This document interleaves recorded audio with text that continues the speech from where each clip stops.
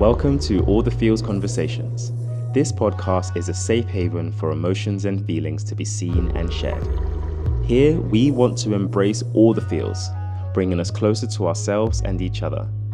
This season, I'm having intimate, anonymous conversations with 100 men about their feelings. Why? Because society often tells men not to feel or express themselves, and this deeply affects our physical, mental, and spiritual well-being.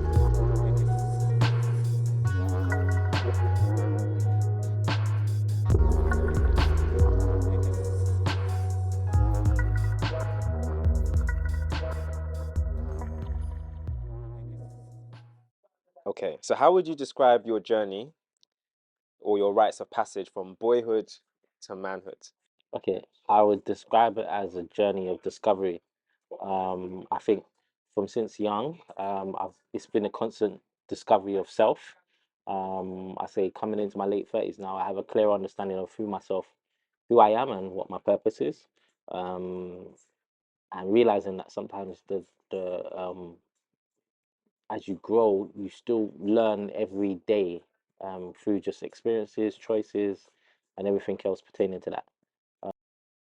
Coming from a very church orientated background, we weren't really taught to have idols or idolize people. Um, there was a few strong male role models in church that gave us a good perspective on life. A guy that I remember was, I probably won't say no names, but he was an elder statesman in the church that kind of gave us a conduct in terms of how to keep yourself as a man and manage your affairs as a man. So maybe a church member probably was the strongest role model that I saw in terms of how to conduct yourself as a man. Outside of that, I was heavily into hip hop music, and I was a big Nas fan. And if I'm honest, I saw maybe just listening to different music, understanding different experiences, the whole culture of just sometimes wanting the finer things in life just gives you a different perspective in terms of like where you can take life and the possibilities of sometimes just forward thinking. So I'll say church and church members, being male church members, and hip hop music was a massive influence in terms of role models, or per se people that gave me an influence in terms of how to be a man. What emotions did you feel when you lost your virginity? Um, I think I was very young in age, so I can't specifically say like I think because there was so much of a peer pressure at the time for everybody, probably at my age, to have sex. Um, when you eventually got around to doing it, you realize that I think I did it more off the basis of doing it rather than understanding the process of how to do it. I think when I first did it, I did it not in a relationship where there was love involved. So it was just more doing it from the spats of I just want to experience what everybody else is experiencing. So when I did it, how I felt was just, oh, I've done it now. So it was just more a satisfying factor of I've done it. So I'm not a virgin no more. Whereas as you get older and you realize that you have sex, or you experience sex in a relationship where there's love involved, it's a completely different narrative to when you just do it off the physicality of just doing something. How would you have liked to rewrite that story if you could? I probably would have loved to be in the situation where the person that I lost my virginity to, I was in love with them, rather than it just being something that I just did of the back of wanting to just experience something that I believe all my peers was experiencing. I think having been in a loving relationship now, I've noticed the difference because it's almost like it's a more spiritual event rather than it being a physical event. I feel like when I say spiritual, I say it's more like there's a connection when two people are in love, and they tend to you tend not to even call it having sex. You tend to call it making love. So there's a difference between having sex and making love.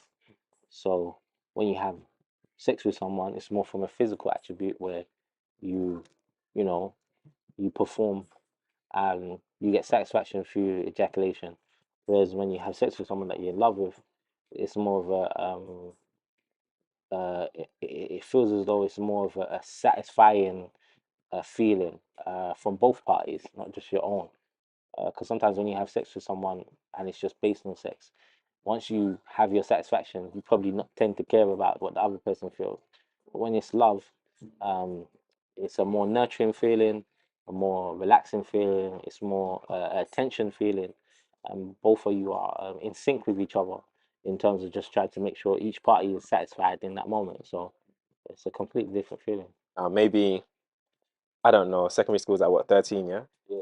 And if you were to ask them at that age, your younger self, how does it feel knowing and growing into being a young man of Caribbean descent?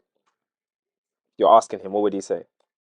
I think sometimes based on Caribbean experiences and just how your parents are grown, I feel I would focus more on the development of self because only when you truly know yourself are you able to make real good judgments for your life and where you want it to go.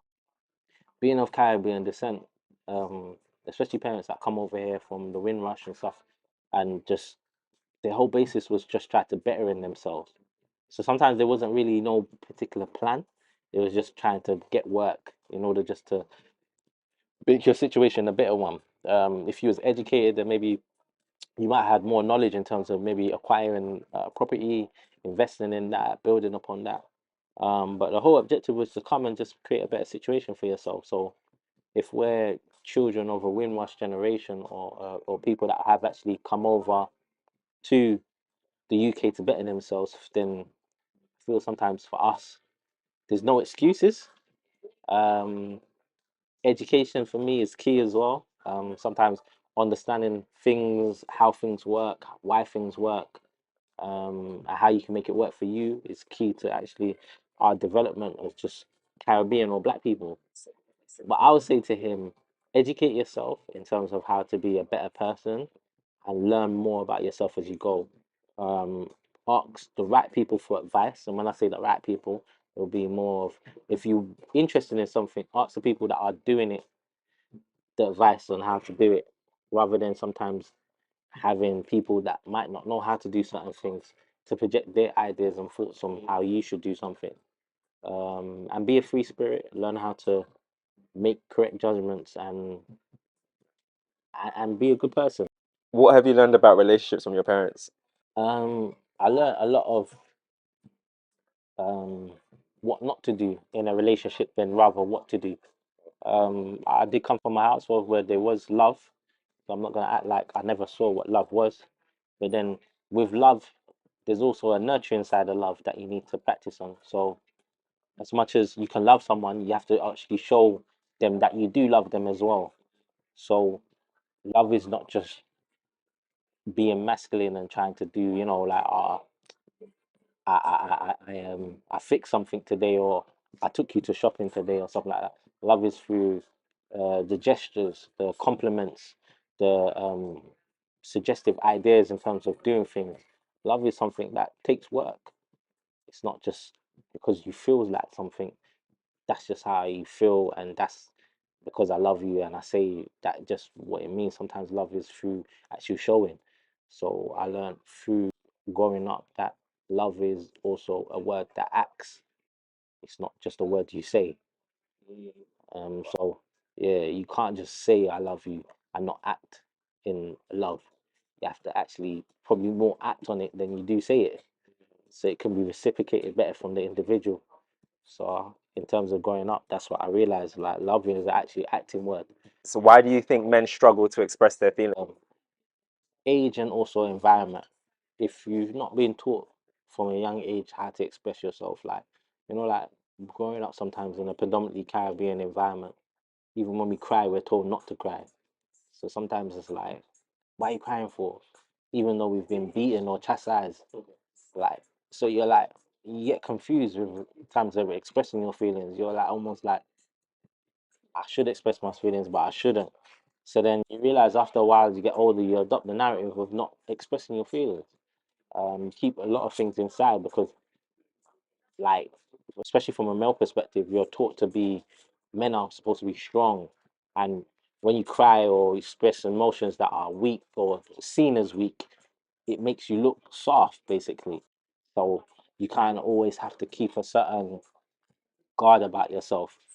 But then as you realize and you get older, there's strength in crying, there's strength in expression, there's strength in saying, this is how I feel about a situation. Because if you bottle up everything, there's always going to be a point in life where you explode or it came out the wrong way, or sometimes people didn't even know you was feeling like that.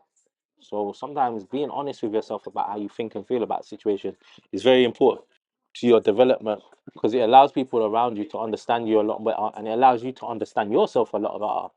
And it gives you a little bit element of liberation when you can be honest about your feelings. So I would always say to anybody that sometimes struggles with expressing themselves, speak to people that are good at expressing themselves. And I know with men, it's like there's a taboo of, and men don't talk about feelings or we don't talk about certain things. And I think the more conversations that we have amongst ourselves, we're able to break down those taboos and be able to express ourselves a lot more. So it's easy for us to understand each other and know that sometimes what that guy is going through or what that this guy is going through, we all go through it. It doesn't even matter what religion or what race you're from, we all have similar experiences that we can share and learn from it. And I think that is a vital important in terms of self-development.